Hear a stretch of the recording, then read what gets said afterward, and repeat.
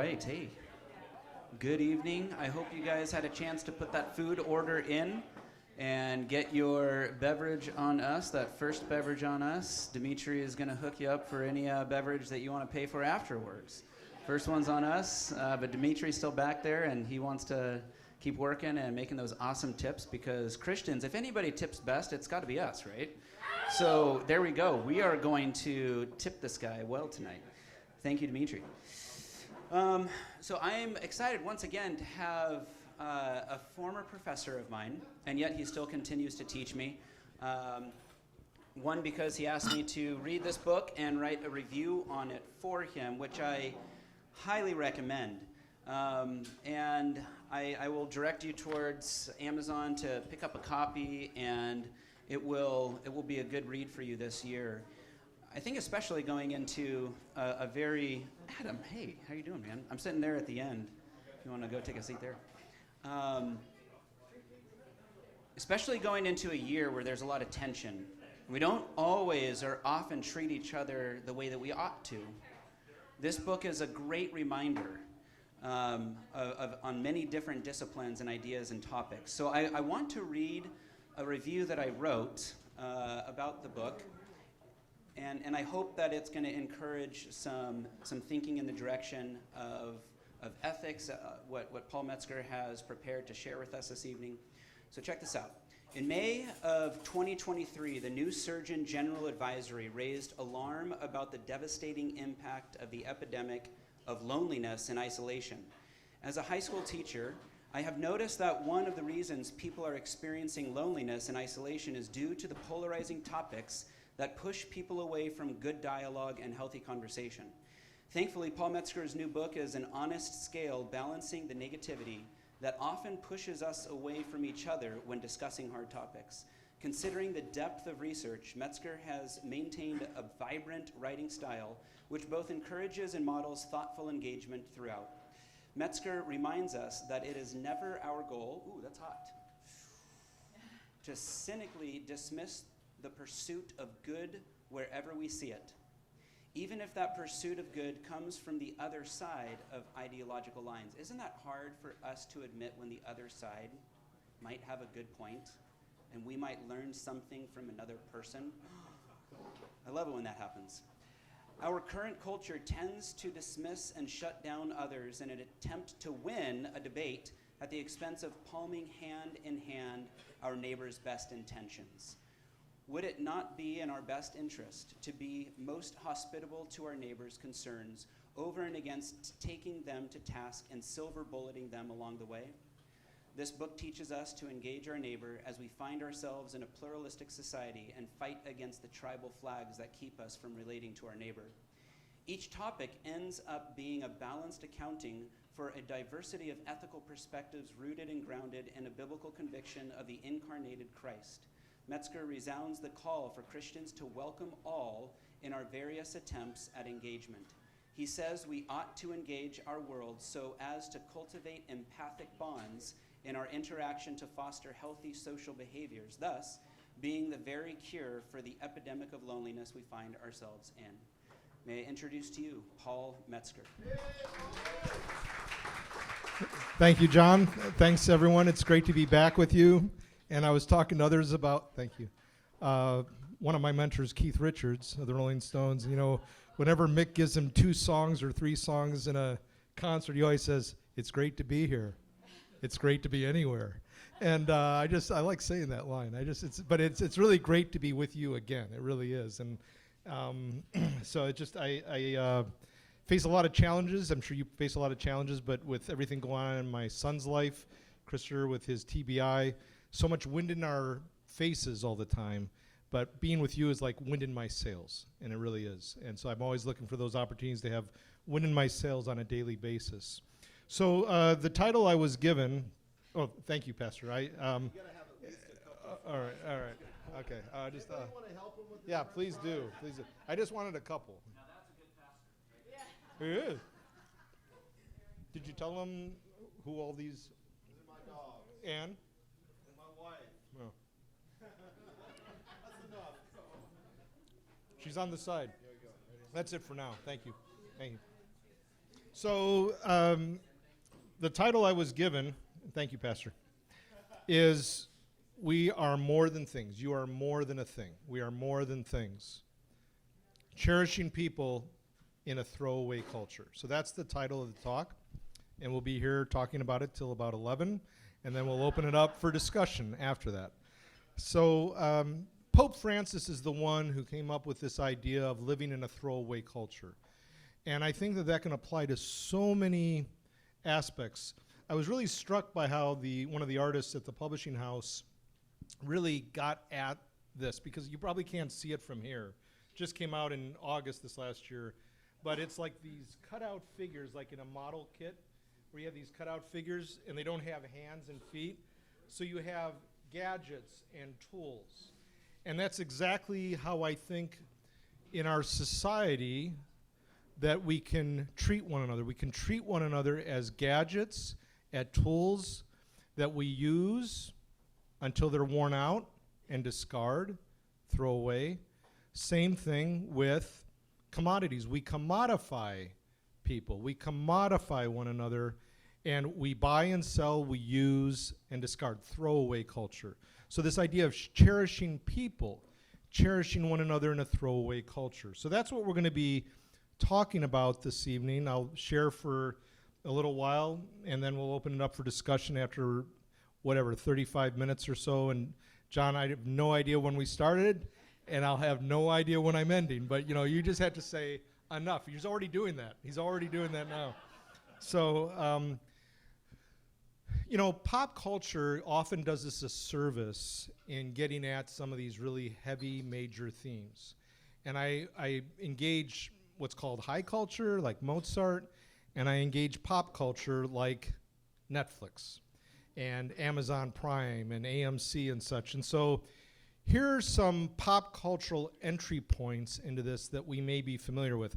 Ozark, that series is one of my favorite Christian TV series.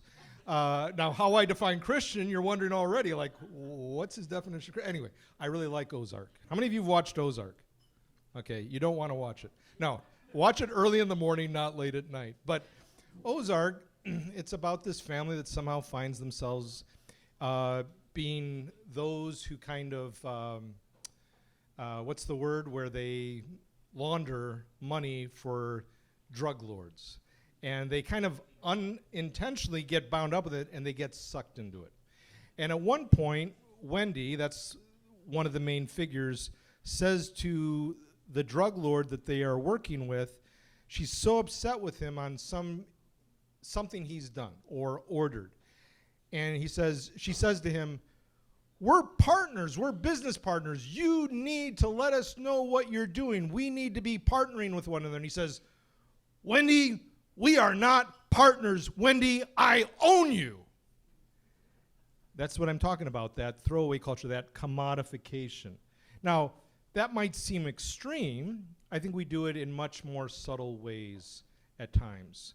John was talking about political discourse or cultural discourse, where we just kind of discount someone we disagree with, throw them away, throw their point away, throw them away. So it's not just some drug lord in Ozark.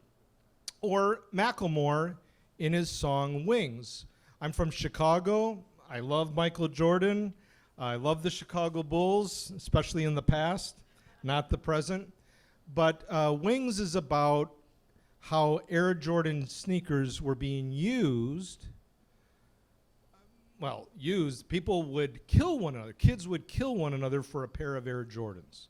You might not recall that time, but the whole video, the song, is about that. Deeply troubling. It was about status. It was about a sense of worth and identity for stuff. And there's this great line, "We are what we wear what we are." I hope we are far more than we are what we wear what we are. Or we are what we own what we are. Or we are what kind of Facebook likes we get, et cetera, et cetera. We are persons. And I'm going to define person as I see it, and people and personalism, so please stay put. But I'm right now just talking about how our culture really gets at the problem. Whether or not we get at the solution, that's always a challenge for us. It's a challenge for me too.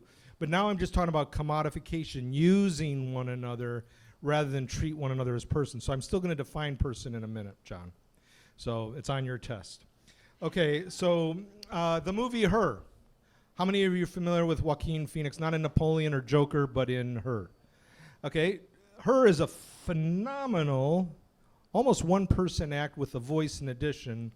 A couple other actors, but it's Joaquin Phoenix playing this figure, Jeremy Twombly, who writes basically romance cards for people. They buy them and he writes them.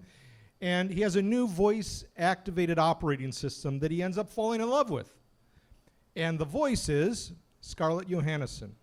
One of my colleagues at Multnoma's name will go unmentioned said, hey, if Siri sounded like Scarlett Johansson, I'd probably fall in love with her too.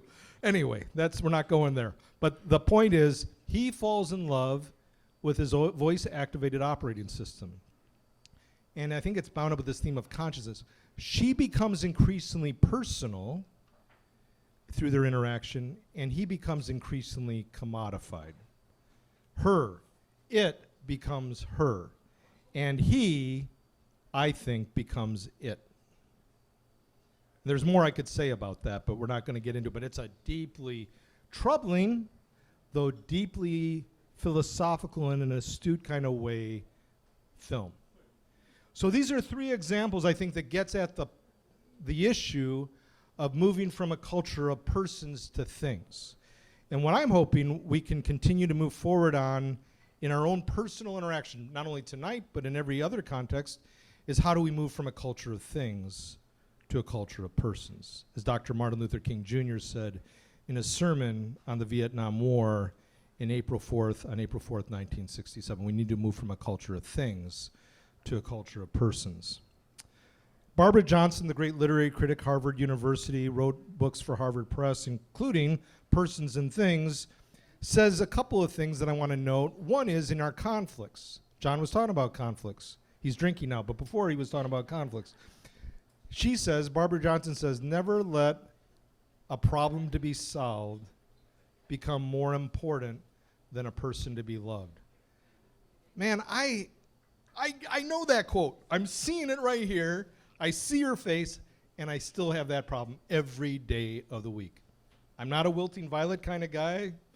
I'm a really intense guy, and I see red a lot in conflict, and it's easy for me to want to be right, to prove I'm right, rather than making right and making whole.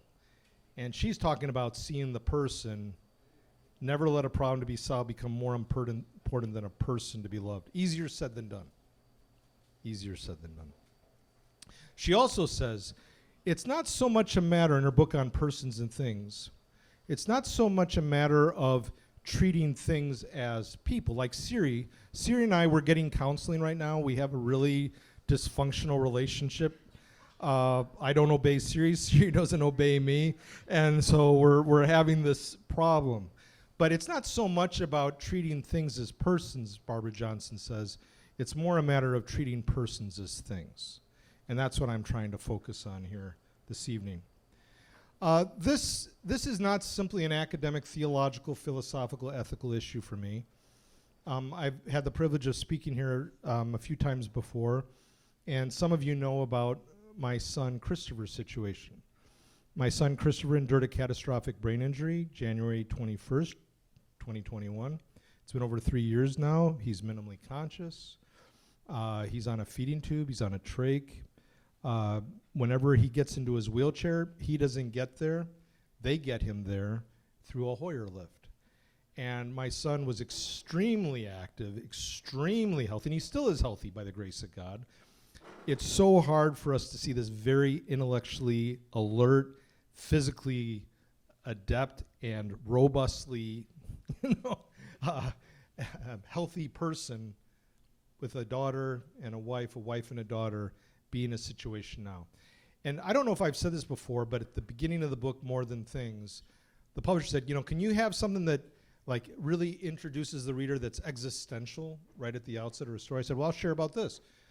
One of the lead figures at my son's care facility, she's a nursing administrator, said in the early days, it was summer, in 21. It was at their care facility after he was moved from Kaiser Sunnyside to the care facility not far from where we live. We were concerned that it was so hot. He gets hot easily, even with the air conditioning, it was hot in the room. And we were thinking, well, do we really have to have a sheet over him? Because he's just getting so hot. Even with a sheet, can we cover him up in some other ways?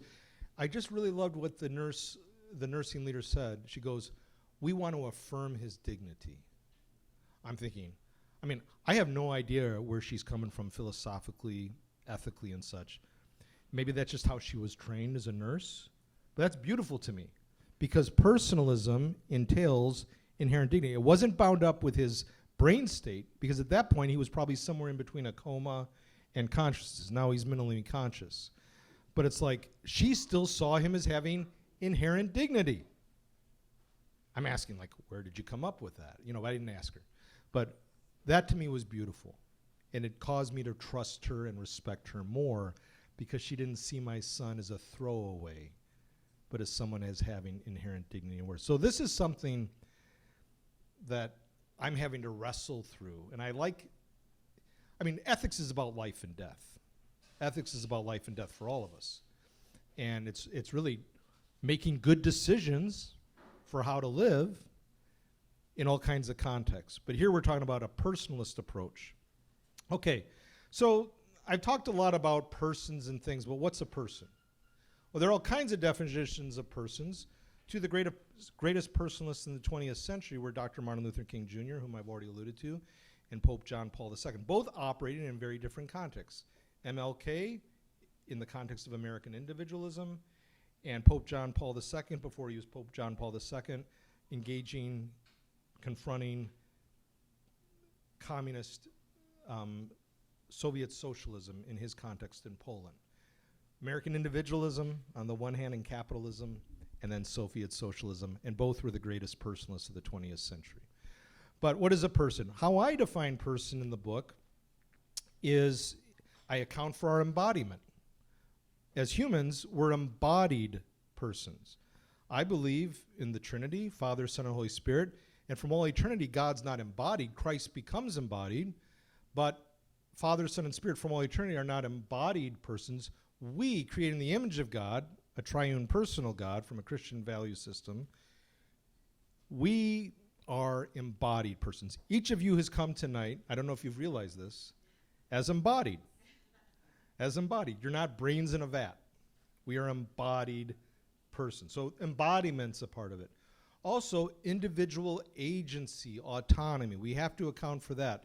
That there is no sense in which we would allow someone to violate our persons, our individual persons, and I'm still defining person, or that we would violate other persons. So agency, autonomy, not autonomy over against others, but distinctiveness. I am who I am in relation. And that takes me to the next point, and that is this idea, and I'm testing on this later for your second free beer from the church. You got to get all this right.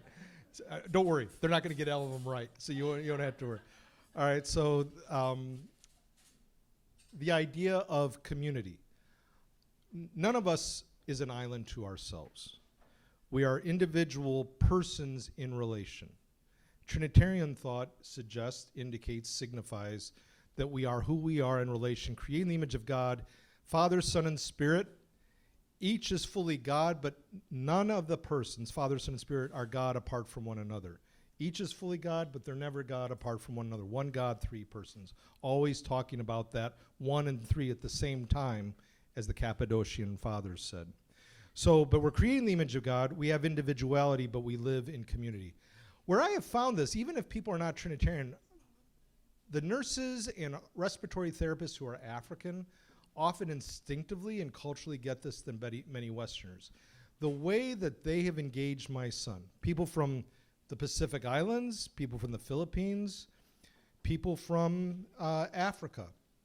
There's often in the African context, some of you know this, I'm sure, Ubuntu. In certain African cultures, this idea, I am who I am in relationship to you. And they'll even use that language that we see in Avatar, I see you. I love that. I see you, but we are who we are in relationship to one another. And we don't really have that concept truly in American society. A lot of strengths to America with our individuality, but we really don't have a robust sense of community. And I watch how these nurses, one of them even said from Africa, "Your son impacts me." Now, I don't think a lot of people in our context would say, well, someone with that brain damage state, catastrophic brain damage state, influences someone. They're kind of like, what do you want to call it? Throwaway. But he says, there's a sense in which I need Christopher. And he went into explaining that to me, and I was just like, I was taking notes. And there is something about that, about this idea of we are who we are in relation, that many non-Western cultures offer us. My wife's from Japan. Japan is a very communal culture, not historically big on individuality, and we always have these extremes, either individuality or community. Trinitarian thought is about individual persons in communion, in relation, and that's also part of personalism as I'm defining it. Okay, just a couple more items. Dignity. Each of us has inherent dignity as persons. Dignity is really hard to define. Christian Smith of Notre Dame in his book, What is a Person? University of Chicago Press says, we cannot really articulate well what dignity is. It's kind of like wetness to water. Water has wetness. Does anyone know how to define wetness? It's hard to define, but we all kind of know what it is, right? Oh, what's that? Yeah, Portland. Yeah, we can define it more by way of like connections or illustrations of other things. But like the nurse leader said, we want to affirm his dignity as not a thing, I think she meant, but as a person. So dignity, person. A couple of things I want to add here, and we're going to unpack this further in a little bit, but each person, that's you, each of you, and me too, each of us has a sense in which we are unfathomable as persons. Can you just say that with me? Unfathomable. I just want to know how, sober you still are. Unfathomable. Okay? Unfathomable. In other words, you are inexhaustible as persons. One of my favorite movies is As Good as It Gets, starring Jack Nicholson and Helen Hunt. And Simon, his neighbor, who's an artist, says if you look at someone long enough, you see their humanity. And I love that. If you look at someone long enough, you can also see inhumanity, I suppose, but you can see their humanity. As an artist, he's looking to see their humanity. And there's a sense in which each of us is unfathomable mysteries. And we're going to come to that in a few minutes. So when I talk about personhood, I'm also talking about that. I should add, before I forget, I've already alluded to it, but that from a Christian vantage point, we are persons in relationship to God who's personal and to one another as persons, loving the Lord our God with all our heart, soul, mind, and strength, and loving our neighbor as ourselves. Jesus said that's the great commandment, the two great commandments. But we're also untouchable. We're inviolable. Even if we're violated, at the core of our being, we cannot be violated. I'm going to unpack that in a few minutes as well. And then lastly, we're unrepeatable. Each of us is a snowflake. So I said unfathomable, you said unfathomable. The next one is untouchable. You say untouchable? Thank you, untouchable. And then lastly, unrepeatable. So each of us is unique. We are not cogs in a machine. Another one of my favorite movies is Interstellar.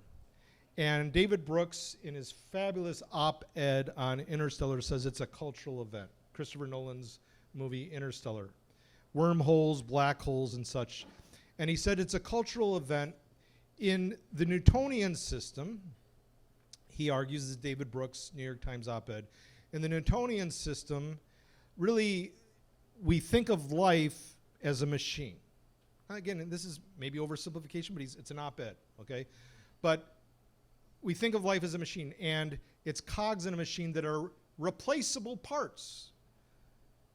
But he's trying to get it, and I think Interstellar gets at it too, is that we're irreplaceable. And so he says, in place of the Newtonian system of cogs in a machine, Interstellar is really dealing with quantum entanglement and particles and waves in a vast ecosystem. That's a direct quote from Brooks.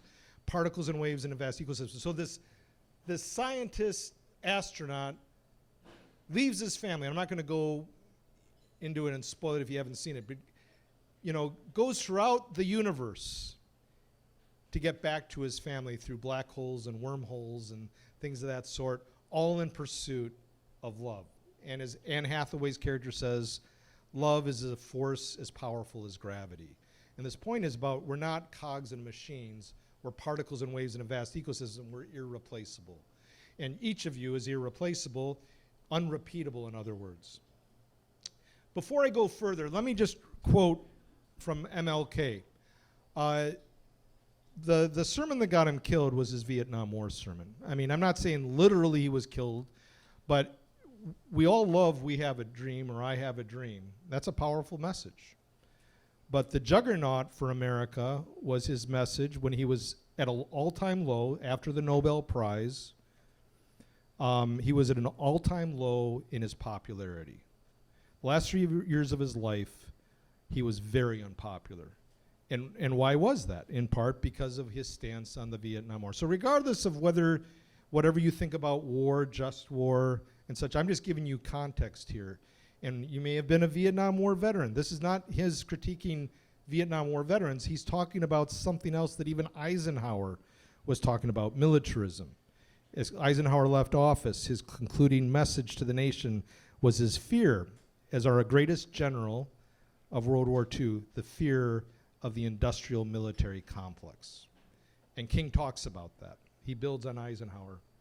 But watch a great movie on King, watch King in the Wilderness, HBO movie. I watched it to Baltimore and back a few years ago for a Faith and Science conference. I wept the whole time on that airplane. It's intense about here's a prophet without honor in his own home country at the end of his life. Here's what King said in the Vietnam War sermon. We must rapidly begin the shift from a thing-oriented society to a person-oriented society when machines and computers, profit motives, and property rights are considered more important than people. The giant triplets of racism, materialism, and economic exploitation, materialism and militarism, racism, materialism, and militarism are incapable of being conquered. Again, I'm going to repeat it again. I think it's such a powerful word, April 4th, 1967. We must rapidly begin the shift from a thing-oriented society to a person-oriented society when machines and computers, profit motives, and property rights are considered more important than people. The giant triplets of racism, materialism, and militarism are incapable of being conquered.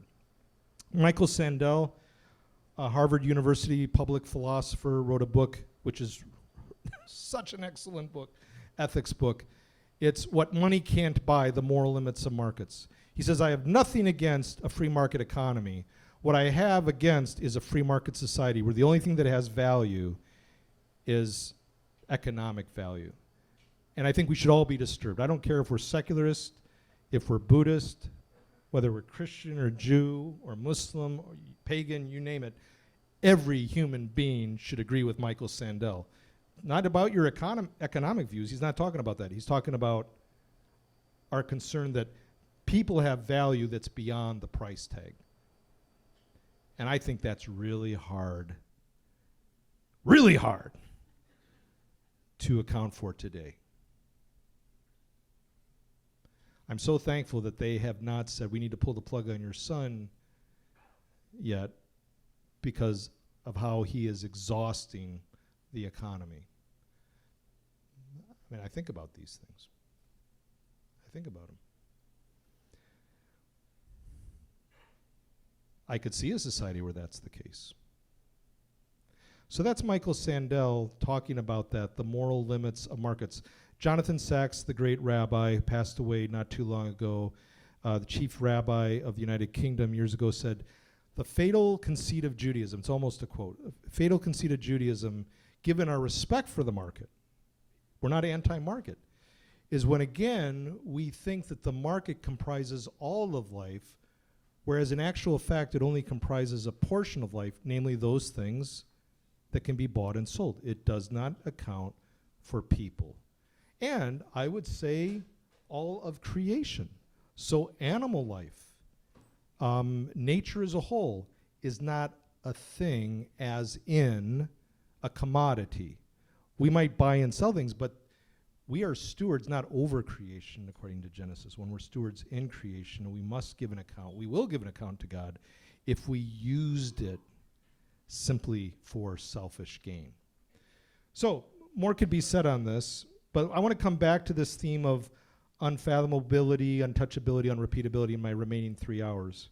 So, you are unfathomable. C.S. Lewis says this in Weight of Glory, which I just think is worth all of his writings, as great as they are. It's just like, mic drop. C.S. Lewis says, there are no ordinary people. Never look at yourself as ordinary. Never look at yourself as ordinary. Never look at the person next to you as ordinary. I know you're already doing that, but there are no ordinary people, he says. You have never talked to a mere mortal. Nations, cultures, arts, civilizations, these are mortal. And their life is to ours as the life of a gnat. But it is immortals whom we joke with, work with, marry, snub, and exploit. Immortal horrors and or everlasting splendors. Horrors or splendors. This does not mean that we are to be perpetually solemn. We must play, but our merriment must be of the kind, and is in fact the merriest kind, which exists between people who have, from the outset, taken each other seriously, no flippancy, no superiority, no presumption. So, for example, in my son's care facility, CNAs will sometimes say when they introduce themselves, I'm only a CNA. I'm saying, only? And I'm serious about this. Only? You're the ones keeping my son alive. You're doing the heavy lifting. You're doing the dirty work. As the neurosurgeon up at Kaiser Sunnyside said, that's right up the road, right? Kaiser Sunnyside said, I am more fearful of your son dying based on pneumonias and pressure wounds than I am the brain damage. So I've been alert to that since day one. And they keep him moving. They clean him up in every which way. And they're the ones who are connecting with him the most. I call them certified nursing, not assistants, but angels. And two of them, I call them certified nursing archangels, because they are the ones who are always advocating for Christopher. He has a special bond with them, and then the nurse, whom we call the second mom. But so the point here is they are not mere or only CNAs. And none of us are only what we are. And if I could learn to treat everybody at the facility, not only those who do right by him, but even those who maybe drop the ball, but they are not ordinary people. They are immortal beings from a biblical Jewish Christian vantage point. So each of us is unfathomable. Each of us is untouchable. And for this, I'm going to Viktor Frankl. I've had to keep this in mind a lot. Maybe you have to think about this, but how many of you know about Viktor Frankl? I'm assuming many people know Viktor Frankl, but he was a Holocaust survivor. He was in a concentration camp, and he was agonizing over how the Nazis kept taking more and more away from him. And he realized there was one thing they couldn't take away from him. And you might have read this.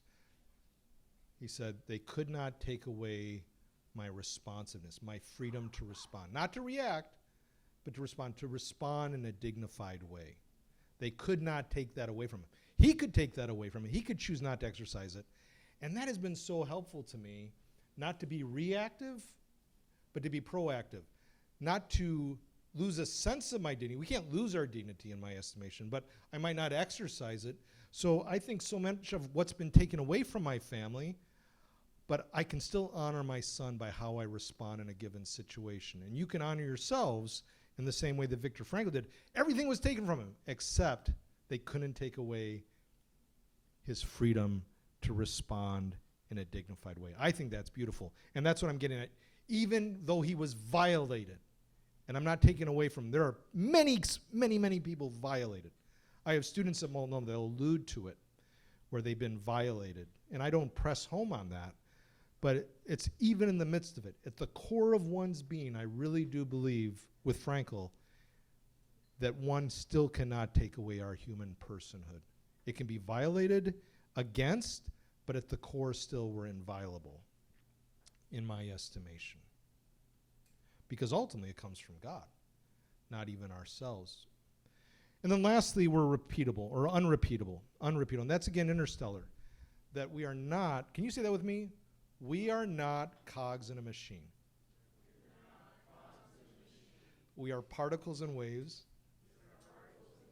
in a vast ecosystem. I could say that 24/7. I just feel like that's cool. Do I even understand it? No.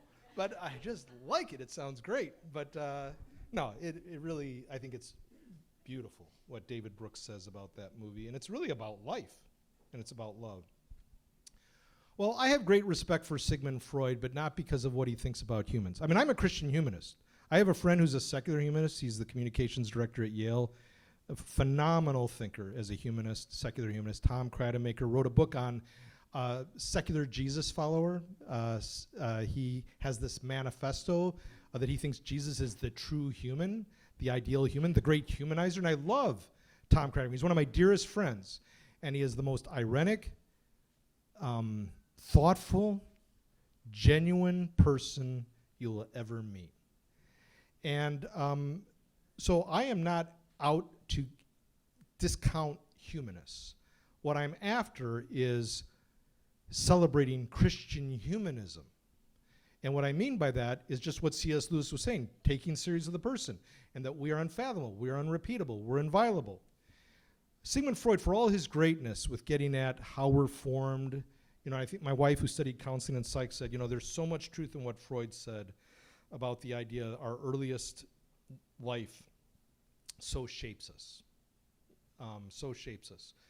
But he was really, in my estimation, anti-humanist in his orientation. And there were many of his kind, Nietzsche as well. They're the masters of suspicion. So I'm not out to discount Freud. I'm just saying I don't agree with his take on humanity. And he said in a statement, you want me to read it to you directly? Do you want me to read it? I have one person saying it. I don't care if the rest of you are saying no. I'm going to take that one. And I saw two right up here in front. I was only looking at the two of them. So I'm going to read it. So here's Freud. In his lectures on psychoanalysis, I think it's 1928.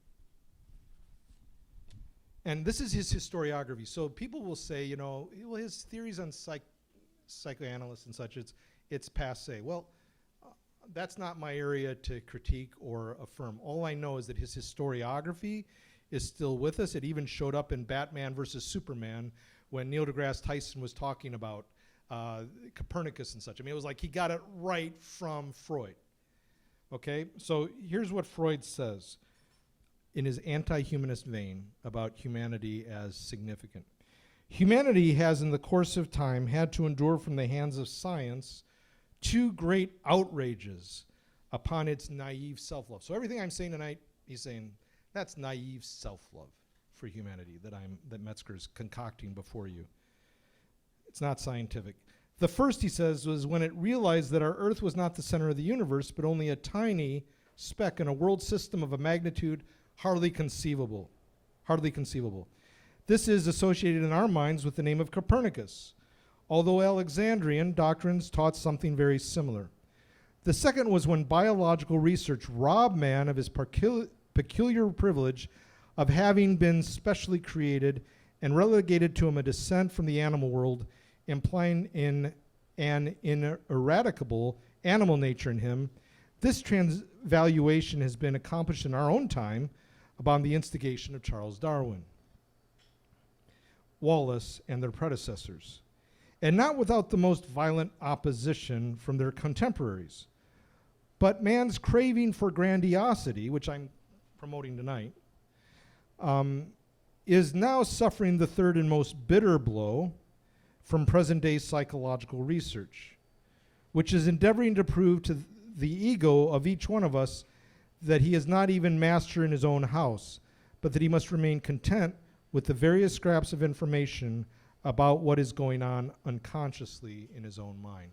So Freud is saying there that Copernicus was the first, the first strike against this sense of humanity having this sense of esteemed worth. Second was Darwin and the theory of evolution, macroevolution. And then thirdly, it would be Freud himself with, we're not even masters in our own house. So we're not masters in the universe, Copernicus, because it's not a geocentric, it's a heliocentric universe. He says, so we're not that significant. Are you following me so far? And then Darwin, we're not distinct from other life forms. We're just part of the continuum. We all come from that cesspool, so to speak. And then third, his own theories that we're not even in control, not only of the universe, the animal world, that we're somehow distinct, but we're not even masters in our own house, in our own minds. We don't, the subconscious, the preconscious, and all that is ultimately shaping us.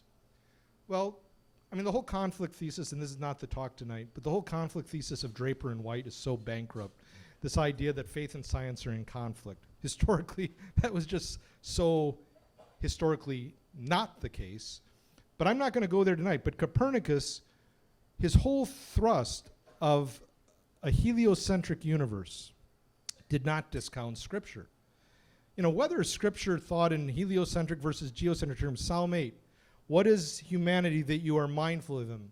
The Son of Man that you would care for him. You made him a little lower than the angels and crowned him with glory and honor. ... What is humanity that you are mindful of, the psalmist says. The psalmist is not thinking about us being the center of the universe in terms of significance, size-wise or otherwise. We're at the center of God's affection was the point. That is the point. So heliocentric does not discount. And by the way, for Aristotle and Dante, being at the center of the universe was not flattery. That's where the center of hell is for Dante. And it was grave and it was heavy for Aristotle. So the idea of center meaning good was not good to the ancients or the medievals. So that's again a faulty historiography that he's imposing at the expense of Christian humanism or even secular humanism, in my estimation. Secondly, for the test tonight, to get that second beer free, don't worry. I'm talking about for them. Okay, so the second one, again, with Darwin. Leading paleontologist, University of Pennsylvania, Peter Dotson, I was in Utah for a dinosaur exhibit, fossil exhibit, at a museum there, and there's a Peter Dotson, discovered fossil. Devout Roman Catholic, he's so winsome, he kind of looks like Santa Claus. But he was doing a talk for us. We had an American Association of Advancement of Science grant with Templeton for Multnomah Seminary on how to help pastors in training learn to be adept in a scientific age. So we had Dotson out for a conference, and he said at that rock museum out on Highway 26, we rented the space, and he was giving this talk. He said, I believe I come from the amoeba. He's a theistic evolutionist. But Christ died for me, not the amoeba.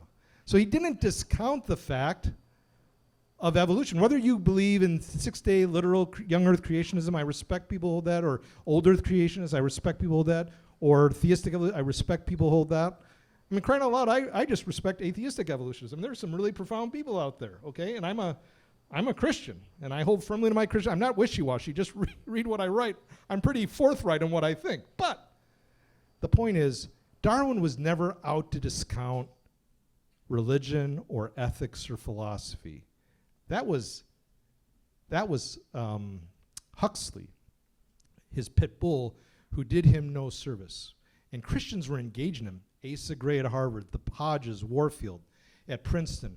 There was not this tension like he's making it out to be. Yeah, there's tensions for some, but the point was, contrary to ultra-Darwinian thought, Darwin saw purpose in nature, that it's going somewhere. And that's a crime in many ultra-Darwinian circles today, but it wasn't for Darwin. And then lastly, Freud can say what he wants about psychoanalysis. I'm not going to take him on his own terrain, that that's what he thinks, that's what he thinks. But I completely discount the idea that these three moves are three strikes and you're out for humanity. Historiography matters. Those who control the terms of debate control the debate. And the point I'm after here is I think it really matters. And the psalmist, again, and I'll repeat, says, when I consider your heavens, the work of your fingers, the moon and the stars which you have set in place. What is mankind that you are mindful of them, or humankind that you are mindful of them? Human beings that you care for them.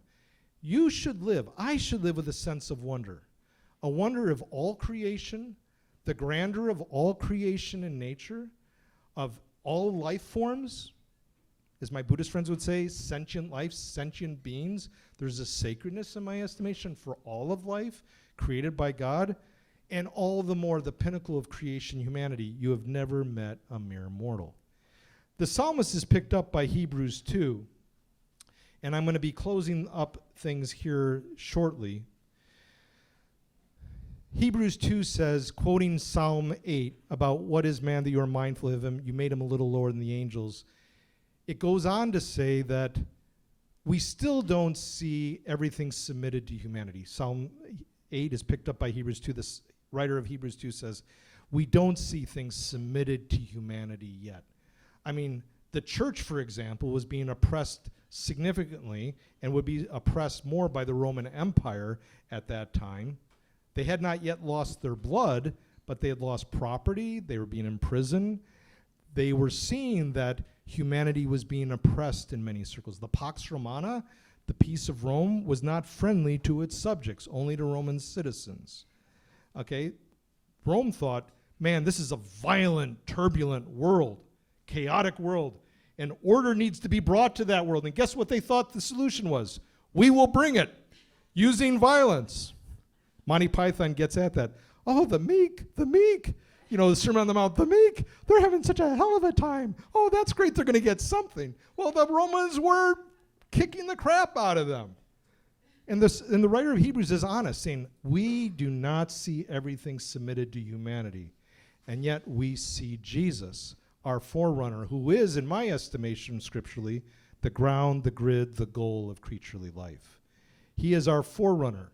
He is the one for all humans, a foretaste through the church, but for all humanity, he is that ultimate person through the Spirit who makes us persons, moving toward what C.S. Lewis says, we have never met a mere mortal. We have either met those who we might be horrified in the light to come by, or hopefully for all, those we'd be tempted to worship because of their glory as those creating the image of God. And so, may we live with this sense, not to treat one another as cogs in a machine, or as tools, or gadgets to use, or commodities to buy and sell and discard, a throwaway culture, but may we cherish one another as persons, because each of us is more than merely mortal. We will be raised immortal through him who is raised first, the forerunner, the foretaste for all of the life to come. Now we can get into comments, questions, my own obituary notice, if you wish, about like things like what does this look like in this context or that context ethically. I didn't get into all those themes in the book, but some of you were talking before, and okay, what might this mean for this? I mean, we can tease that out together as long as you allow me to have some fries and some root beer. Okay, so who has the mic? The live mic. All right, once again, it's a Q&A time. Well, it could be any type of question. He's open to his favorite color type questions too. No, any type of question I can walk around and hand up, and I can bring the mic over to you. I know that was a lot. We all need to take a breath here and kind of, whoa, that was intense. So I think probably a lot of us aspire to treating each person that way. How do you remind yourself? How do you keep yourself on that track to treat each person with the dignity that they deserve? Reread my book every day? No, I don't. Just kidding. How do I do that? I mean, I guess there are many times when I fail to take my prescription. You know, in the heat of the moment, it's easy for me to do the opposite of what Barbara Johnson says. You know, make sure the person before you is more important than the argument that you, in a sense, wish to win. You know, to make right, not prove one's right, to make whole, not get even. And so one of the things I do is kind of like Abraham Lincoln. Generally, I do this. Lincoln would write letters and then put them in the drawer often. Like, he had real issues with General McClellan. Oh, my goodness, and for good reason. And regardless of what you think of Lincoln, I think sometimes our initial sense of what to say is probably the worst thing we could possibly say in a given situation. Don't hit send. Yeah, don't hit send. So there are many times when I start an email and I say, not today. Because at that point, I'm not seeing that person as a person. I am, and I'm thinking of a couple of situations right as I'm speaking. One about John, and the second one's about John too. No, is that? No, it's not. None of them is about John. I've never had issues with John. He's had issues with me, but I've never had issues with John. He's too likable. I'm not. But I do think that that's one of the ways in which I try and account for this is I need to wait to respond until I see that quote-unquote other is more than an other, but one another. And again, I'm having to practice that right now in a couple of situations where I am seeing red, and now it's become more like faded, I don't know, what's faded red? Think? And maybe once it gets, and I like red, Chicago Bulls are red and black, but I need to chill.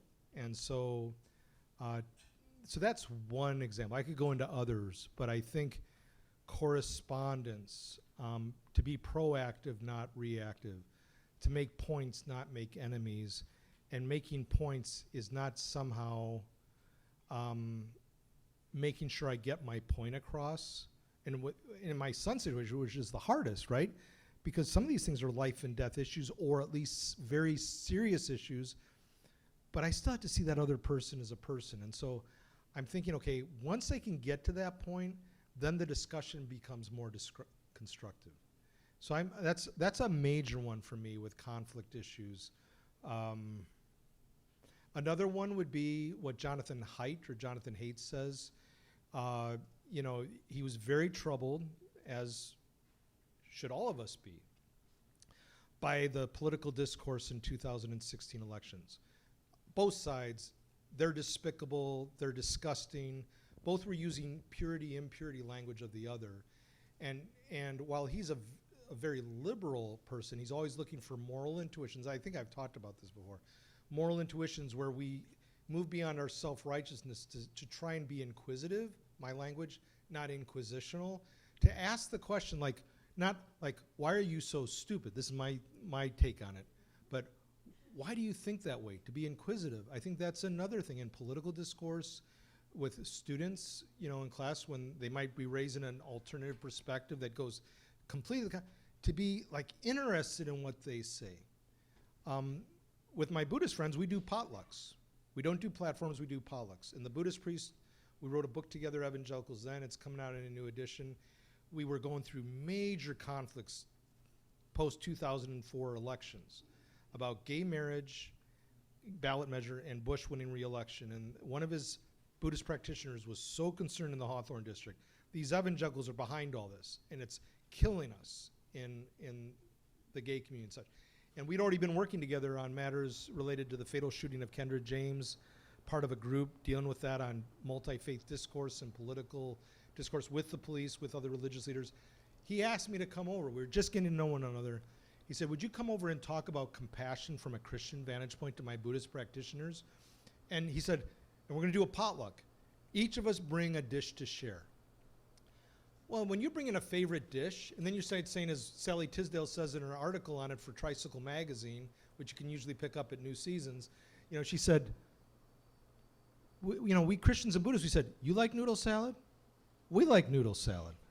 We started seeing one another's persons. Now, they think personhood differently as Zen Buddhists, but still, they see the person. They take seriously thisness. And we also said, she said, we actually found these evangelical Christians were smarter than we thought, and they thought we were funnier than they thought. It's like learning to ask inquisitively questions, have a potluck. best thing a church can do is the kind of thing that this church is doing, and that is reflecting over meals in the community. Jesus, that was his whole thrust, was table fellowship, and it's what got him hung on a cross, given that he was hanging out with the wrong crowd. Not just reaching out to that crowd, but he was fellowshipping with them. So I think these are all ways that we can move toward personalizing one another, where we really start to get to know that which we otherize to make sure that we humanize. If I'm making sense. There are many more examples we could give, but we only have two.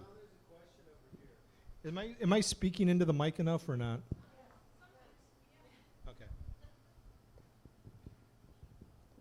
I studied history in college, and I'm just thinking kind of back on how do you, if you could meet someone like Hitler, look at him as a person and not look at him as an action, but sit down and talk to him and, okay, you think this way about people, and that's what you should do to people. And me, being a Christian, thinks that this is how you treat people. And I think you can point out, I know people who think totally different than that and make quick judgments on, you don't think the way I do, so that means you're a horrible person. Yeah, great question. Is this better now? Yeah. Laura, you can just later, if something was missing, you can just fill it in with whatever you wanted to add. Yeah, that's right. So I think for one, and again, it's a tough one to say the least, right? I mean, I would never want to even meet Hitler, so it's like, if I'm honest. But if I were to meet him, I guess one of the things we can do is looking at, like Simon said, and as good as it gets, and it's true, I do think about this with Hitler. He actually did love certain individuals in his close circle. I mean, his mistress, now it was distorted love, but he did love someone. I think he loved certain children. Certain children. And again, I'm saying it's all distorted, and we're all distorted. I think finding out how he got to this point, trying to understand a bit of his story, and that's not to try and excuse him in any way. I'm not trying to make light of it. But you asked me a tough question. I'm going to try my best to answer. But I think he had a very in-group orientation. In-group is not bad as long as we don't isolate and make it only about the in-group. So there are senses in which we have affinities and loyalties to certain groups. It's distorted in his case, but it's distorted in all cases. So like I was watching this Three Pines last night. It's a Canadian detective series on, I think, Amazon Prime with my wife. And there's this great line by the chief detective when someone says, like, they're murderers, how could they do it? He said, well, we all could murder someone. He realizes we're not all that different from one another. Now, we might say we would never be Adolf Hitler. But as a friend of mine from South Africa said, who had gone through apartheid, he was a theologian who went through apartheid, fighting against apartheid in Namibia and South Africa. He and his friends were theologians and ethicists philosophers working against the apartheid regime. And when the tide turned and those who were victimized now gained freedom, in some contexts they became the victimizers. Not Nelson Mandela, but in other contexts they became vigilantes. And these same theologians who supported them now said, we can't return fire like this, and they were killed. And he showed me pictures. We were doing research together in Princeton in 2004. He was showing this friend of mine who fought against apartheid. He was one who was killed. He was one who was killed. And he said this in the context, he was looking at the New York Times one morning. I came into the Center of Theological Inquiry kitchen to get my cup of coffee to go up to my study to do work on a book, Consuming Jesus. And Christo said to me, you Americans are so naive. That was, I think, the first thing he said to me that morning from South Africa. He said, you Americans are so naive. And I said, well, good morning, Christo. And he was looking at the New York Times, and it was the Abu Ghraib prison scandal. And there were all these people, I think it was Private England or London from, I think she was from Ireland or Iowa or something, or somewhere in the Midwest. And all the people from communities, they saw pictures of her like with the dog collar, with her and her American soldier comrades, with what they were doing to the prison victims or the prisoners in Iraq, Abu Ghraib. Like, how could she have done that? We thought she was such a good, he said, you put any of us in that situation, and we do or probably do the same thing. Now, I'm not saying we be Adolf Hitler, but you're asking a good question. This is not about you or me, but it's about us. I don't give myself too much credit. Like, one of my heroes, one of my mentors, Clint Eastwood in Unforgiven, says when the guy who killed that one, person who was on the wanted list, he said, well, at least he had it coming. And Clint Eastwood says, it's one of the best lines in any of his movies, boy, we all got it coming. Again, it doesn't excuse Hitler. I just don't think, I don't think any of us would probably go to that level. I don't think we're as good as we think we are, even though we're created in the image of God and have inherent dignity and worth. So we're all broken, we're beautiful, we desperately need Christ, and I am very wary of me. Questions? More questions? Don't be afraid. There's nothing to be afraid of except fear itself. Sounds like Charlie Brown or something, doesn't it? You are giving Bruce, him it's time great to to eat see you, his brother. fries, so Bruce, you guys it are is just great too to see kind. you. I have a question, I guess. I'm just really wondering how you went through a whole hour of talking without a Karl Barth or a Jim Morrison reference. I had a Jim Morrison reference today in contemporary theology, but maybe we'll close by just listening to him. Yeah, it's a miracle, huh? Or Cobain, yeah. I did mention Keith. Come on, you guys don't want to watch him eat fries. Here we go. We almost always think we're right, don't we? I mean, that's my first impression. Well, I do. Yeah. when I hear something that one of my relatives says, well, how can she think that way? And then, why? Because I think I'm right, and because I know what I know, but I don't know what she knows. Yeah, You that's know? a good way of putting it. Yeah. Yeah. But I mean, I tell my students I could be wrong, but I think I'm right. Why would I be articulating this class if I know I'm wrong? But I have to be open to the possibility I could be dead wrong on everything I'm saying. I'm willing to admit that. I think I really am willing to admit that. But not right away in the heat of the moment, right? Not in the heat of the moment. And, again, as Haidt says in his book, The Righteous Mind, we're all self-righteous. Conservatives, liberals, and everyone in between, we all have a sense of self-righteousness where it's hard for us to see that someone else, John said it at the beginning, someone might have something to offer us that really helps us. And don't think for a minute, I don't think this, I really don't think, I don't think I have all these answers. So, by all means, don't be afraid. I'm looking to learn from you. I talked a long time tonight because I had this root beer, and it makes me talk more. I get more energized, but I look forward to interacting with you. I think I have much to learn here.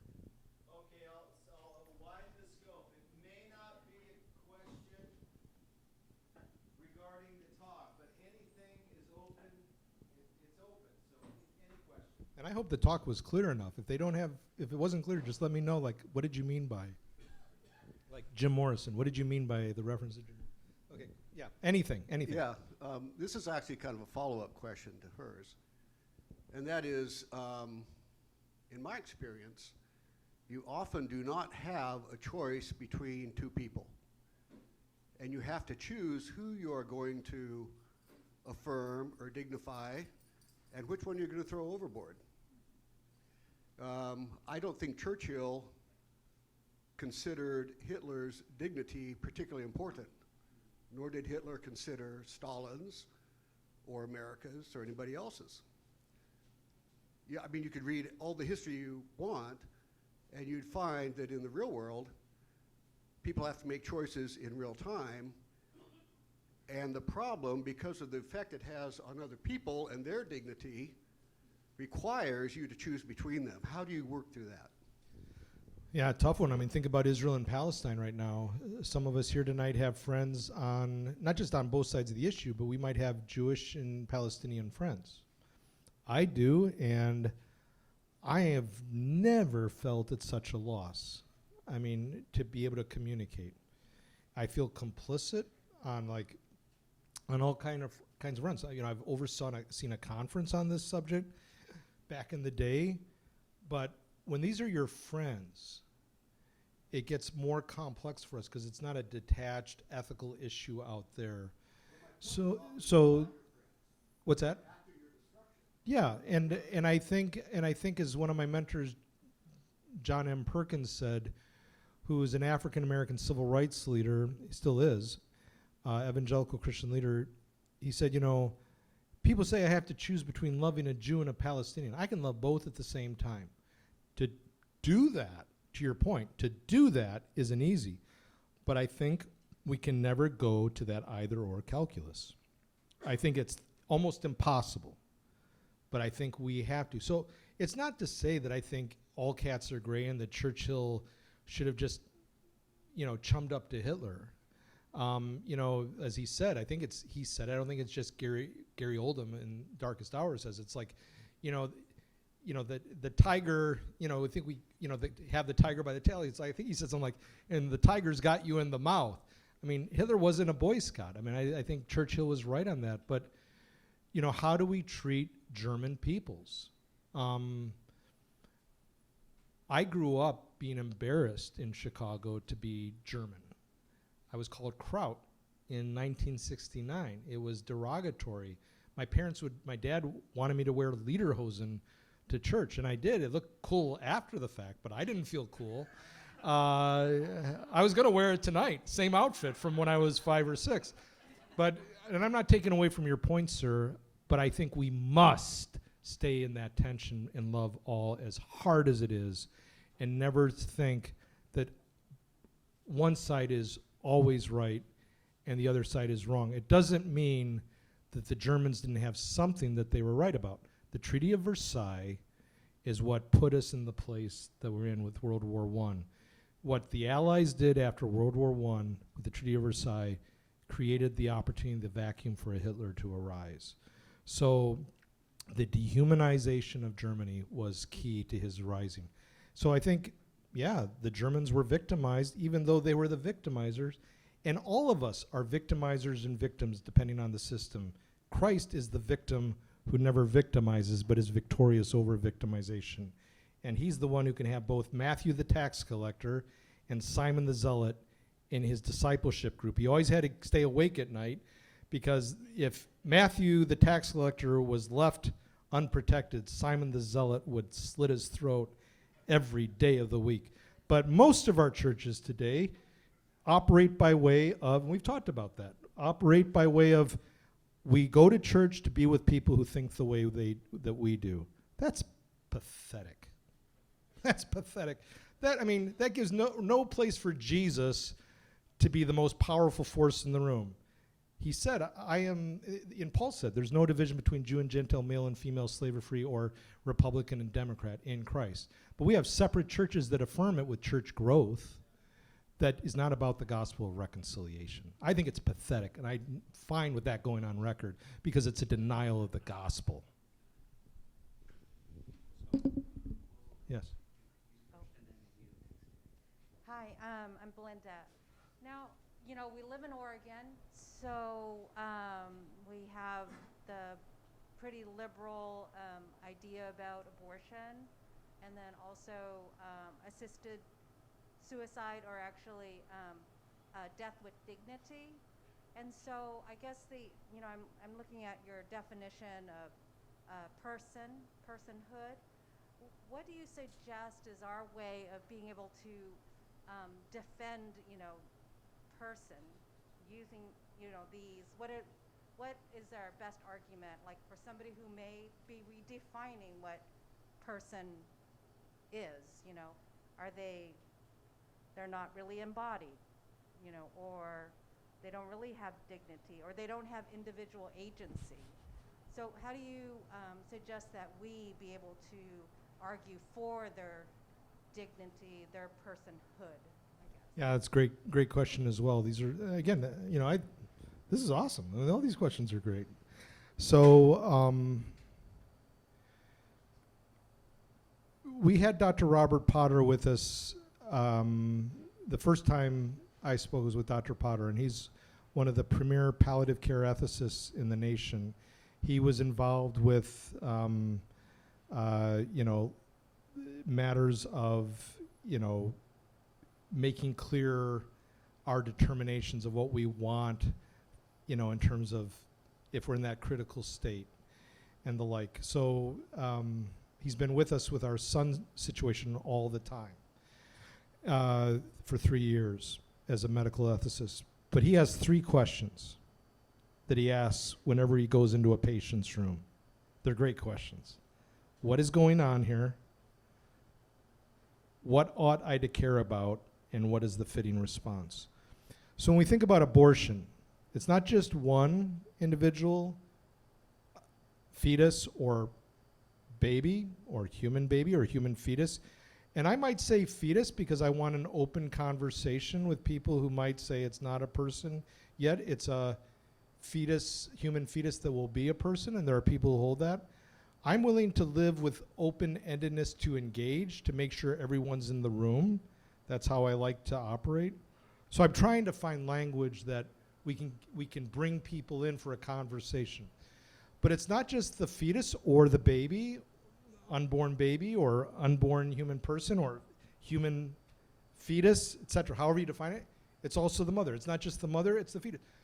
Those are the most important persons, or however you want to word it, in the room when it comes to abortion. And unfortunately, what we often have is we have this false binary. It's an either or, not an a both and.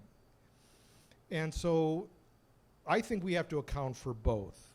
I think this has an impact on economics and how we care for women in our society who with pregnancies. I mean, I could go on that. All these, just like Interstellar, it's quantum entanglement. It's all these things. They're not just individual issues. What we do over here with the pregnancy, it's not just bringing, and I'm pro-life. I just hate the words because they're so reductionistic, pro-choice, pro-life. That's part of the problem. They're so stupid in terms of terms because they just exhaust the air from the room rather than say, let's get beyond those terms. And I am pro-life, I really am. I am pro-life, I'm pro, like John Paul II, pro-life, all life. Now, and I'm sorry, this is not meant toward you. I just get passionate about it. The terms of debate control the debate. And I think pro-life, pro-choice, what life, what choice are we talking about? And that's what I mean. It's not that the terms are stupid, but I'm saying when we reduce them, that's where it gets, we hijack. Rather than create a conversation, we shut down the conversation. And maybe I'm in my passion, I'm shutting down. I'm just having this conversation in my head right now. It's nothing about anyone in the room. I'm wrestling in my head, okay? So don't take it personally. But, so we have to account for the mother. And sometimes as an evangelical Christian, and I am a card-carrying evangelical Christian through and through. Never hide from that. Never do. But I'm troubled by my own movement that we set up these binaries, and we have to account for the woman, the mother, we have to account for her life situation. We need to do whatever we possibly can for her to make that pregnancy viable, for her to bring it to term, and such in my estimation. And I think on the conservative side of the equation, that's not part of the equation, generally speaking, in our society. And I think liberals have their own issues, but I'm more in the evangelical fold, and I want to speak to my own family, so to speak, in that regard. But I think liberals have that issue too, that they're not accounting for the fetus or the baby or whatever you want to call it. So it's both and. I want to get beyond the binaries, and it's more than binaries, it's trinaries, it's quadrupleraries. I'm creating words here. But then physician-assisted suicide in Oregon. I mean, it's not like Holland or elsewhere where it's a slippery slope in many contexts. And again, I write about all these things in the book, okay? And I'm not saying buy the book, just buy John's review on Amazon. But it's like a book. But it's, no, it was really good, John. Thank you. But physician-assisted suicide, I don't think evangelicals do a very good job, and I'm an evangelical, with physician-assisted suicide, with suffering. Like, I don't support, at the end of the day, my conclusion is not physician-assisted suicide, but I want to do the heavy lifting on this matter. And I don't think we are often aware, you probably are, okay, but I don't think we're often aware the stipulations in place in Oregon. It has to be within 6 months of someone who has a terminal disease. It's not like any time at any place someone who wants to die can just ask their physician. There are stipulations because of the sanctity of life, or at least the quality of life. I want to call it sanctity of life. Now, while I don't support at the end of the day physician-assisted suicide, I also think I need to account for the fact of how significant the suffering is for people, like John said at the outset, of isolation. And what the church needs to be is that place where people who feel so isolated would not want to take matters into their own hands through a physician, but be there. But rarely do I see at my son's care facility families showing up, church communities showing up, or friends, even though the families are right in the neighborhood or in the area, and church communities, these are people who are often lost, left to die, forgotten. I could easily see why someone would want physician suicide in that context. Because as a homeless person once said to one of my students who was working as a chaplain to homeless, the worst thing for a homeless person is to die alone.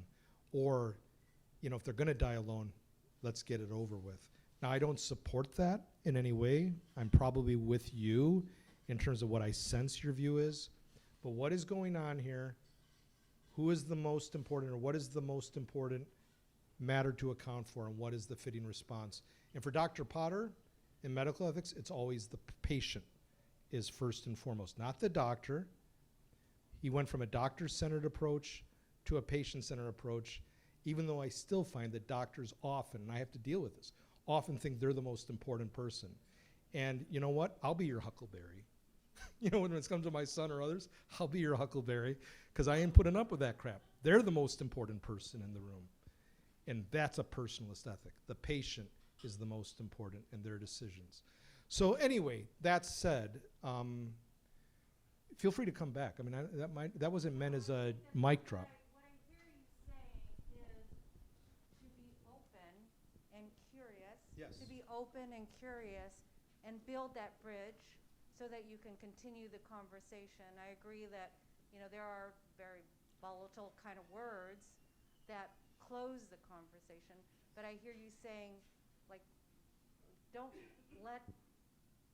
participate in that. You know, Yeah. you have your ability to respond, right? That's that whole idea of you're in control of your response, and that means that therefore there's this other person, you see the image of God in them, and you, even though you disagree, be curious and find out what their point is. Doesn't necessarily you have to agree with them, but then just really be curious, discover what their understanding is.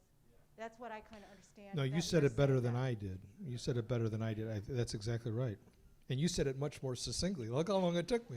No, it was beautiful. No, I love your passion. That's what I hear you saying is it's the passion.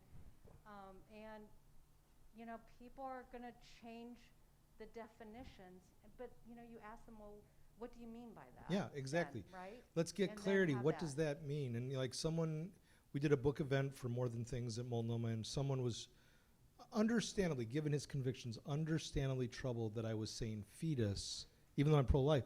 I gave my explanation. He said, okay, I understand. You're trying to be dialogical. But he still was troubled. And I was fine with that because I understood where he was coming from. He was understanding where I was coming from. But we need to announce ourselves. We need to make clear where we're coming from. And also we need to understand where others are coming from. And often we don't. We just look for fill in the blank. And the thing that I'm most troubled by in myself is, and you might have heard me saying, like, it's not about you. When I get passionate, I'm having these, because I have to be on guard with my passion that I can unintentionally shut down the conversation. Yeah. And I really we struggle do with that. Well, I'm just Right? telling you, I'm Yeah. watching myself right now, and it's not because of anything you said. I just get passionate about so I just have these conversations in my head. It's kind of like a Monty Python episode going on right now. So, but you said it so well. You said it so well, and we need to be inquisitive. The word I used before, we need to be inquisitive. So when you mean pro-choice, what do you mean? When you say pro-life, what does that mean? When you say this, or help me understand where you're coming from. What do you value? What is it that you find most important? And sometimes we don't even know why someone holds their view. It might have been a personal experience growing up, and it's like, oh my goodness. So like I was doing a talk at Portland State years, if you don't mind, just on this. No, go I was asked to speak in a paranormal psychology class on evangelical Christianity. And my colleagues thought, who better than you, Paul, to speak in a paranormal psychology class, because you're kind of paranormal. And I took that as a badge of honor. I like that. I kind of agree. And, you know, there were all kinds of things that were going on in that class. It was beautiful. It really impacted me. But someone was asking about homosexuality and statistics as an evangelical was like 2005 and the gay ballot measure 36, all that. And once the person went beyond statistics, give me all these statistics, and then we were discussing, then he said, and I'm gay. Well, then I'm dealing with a real person where it's not a statistic, it's an individual person. That changes and I was glad he announced himself because it personalizes the situation. Same thing with statistics. I have medical people, and I'm a realist. So with my son, I'm not looking for miracle drugs. I'm not looking for, you know, I love Wizard of Oz, but I'm not looking for the wizard to come and save, you know, I look for Jesus to save him. And if he chooses to heal him, praise God. If he chooses not, you know, Habakkuk, you know, still I will worship God. And how is God going to heal him on the last day? But I have people all the time who throw statistics or they're thinking statistics. As Dr. Potter has so adeptly said, statistics deal with generalities. They do not deal with actualities. In Christopher's situation, the probabilities for meaningful recovery are slim, and I get that. But the possibilities are real because each situation is unique. And most doctors and most nurses don't get that. And it bothers me because his life's at stake. I don't know the future, but statistics deal with generalities. They're important, and we can deal with statistical analysis. And I think all of us are not statistics, we're persons. Palestinians are not statistics. Jews are not statistics. Blacks and Hispanics. I mean, this whole thing about there are rapists and murderers coming over the border. Well, there might be some rapists and murderers coming over the border, but those are people. And I cannot stand an immigration policy based on meritocracy. That is anti-biblical. And I don't like the argument for keeping them here based on it builds our economy. That's not personalism. That's a matter of they're useful for the GNP. So, I mean, I get into all this, and so I'm an equal opportunity offender in more than things. And I offend myself half the time because I realize I'm not where I need to be. So, any other comments or questions? 'Cause I know this is the last time I'm coming back, so I'm going to eat these French fries. Just have a question that's rather personal. We have two daughters. One of them has died recently, last September. The other one, both of them had special needs, behavioral, mental health issues. And how do you deal with the people around your family and even church goers who are judgmental? Oh, it must be you as a parent. What are you doing wrong? And we've dealt with that a lot as family members and even as church in the community. And how would you answer those questions? I mean, my response is throw your hands up in the air, slap them in the face, and walk away. But it's hard to deal with it. Thank you, and I'm really sorry that, I mean it, I really am. I mean, I face that probably in a limited sense, but I'm really sorry. That's deeply grieving. Well, I think karma has its place. I also thought, as Bono says in his Rolling Stones interview, I'm holding out for grace because, you know, cause and effect relationship, that's true. but God doesn't work simply about cause and effect. But Jesus himself says in John 9, this has nothing to do with did this man sin blind from birth or his parents, but for the glory of God. So Jesus takes on that very issue. So often we're looking for who's at fault, and it might not be anything by way of fault that comes into play, but I think we often operate by way of this kind of banal, simplistic cause and effect relation. Someone must have done wrong for this to be the case. We don't do that with cancer generally, but we do it with mental health issues, and we're often really good with dealing with problems from the neck down, but not with problems from the neck up. And if I understood you correctly, you're dealing with something with mental health issues. The stigma related to mental health, some of the godliest people of all time struggle with mental health. David the psalmist. What's that? This is my response. This is my response. It's a biblical, if they want to sit down with me, I just said, David might have struggled with manic depression. He's way up there and he's way down there. Charles Spurgeon, the Prince of Preachers, he couldn't get out of bed Monday morning. His depression was so astute.